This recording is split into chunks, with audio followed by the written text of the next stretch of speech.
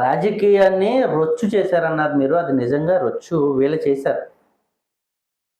మరి 2014, 19 లేదా ఆ ముందు వాలంటీర్ వ్యవస్థ లేదు కదా? లేదు. మరి లేనప్పుడు ఫంక్షన్స్ తీసుకోలేదా? తీసుకున్నారు. సో ఇంటింటికి ఫంక్షను, లేకపోతే దగ్గరికి వెళ్ళి ఒక పెద్దవాళ్ళకి, వయసు పెద్ద ఉన్నవారికి కూడా ఇస్తున్నాను ఒక ఇంటెన్షన్ క్రియేట్ చేస్తూ రాజకీయ లబ్ధి పొందడం కోసం వైఎస్ఆర్సీపీ చేసిన ఒక నాటకం ఇదంతా కూడా. ఓకే. నేను విమర్శిస్తాను తప్పకుండా. ఎందుకంటే ఫంక్షన్స్ అమ్మా నేను మీ ఇంటికి వస్తే నేను దగ్గరుండి నువ్వు నడవలేకపోతే ఎత్తుకుని తీసుకుని ఇస్తా ఉంటే ఈరోజు వీళ్ళు దాన్ని నాశనం చేశారు. నాశనం చేయడం ఏంటి? ఎలక్షన్ కోడ్ లేకపోతే అదే వాలంటీర్ వ్యవస్థ పనిచేసిందిగా. అంటే ఎలక్షన్ కోడ్ ఉన్నప్పుడు కూడా వాలంటీర్ని వాడేసుకుని వీళ్ళు దీన్ని రాజకీయంగా వాడేద్దాం, నీకు డబ్బులు ఇచ్చేది కూడా జగనన్నే, ఇంకోటి అని చెప్పడం కోసం చేశారు వీళ్ళు.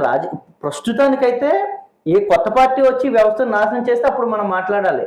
ఎలక్షన్ కోడ్ ఉంది కాబట్టి వాళ్ళని మీరు ఆపండి, వాళ్ళు ఎంప్లాయీస్ కాదు కదా అని వాళ్ళే అన్నారు కాబట్టి వాళ్ళని పక్కన పెట్టారు. ఎంప్లాయీస్ అయ్యి ఉంటే సచివాలయం సిబ్బంది పనిచేస్తున్నారు, రకరకాల డిపార్ట్మెంట్స్ వాళ్ళు కూడా వాడుకుంటారు. సో వాళ్ళు ఎంప్లాయీస్ కాదు. జగన్మోహన్ రెడ్డి అన్యాయం చేశాడు ఇక్కడ, వేరే పార్టీలో లేకపోతే సొసైటీ కాదు వాళ్ళు అన్యాయం చేసింది.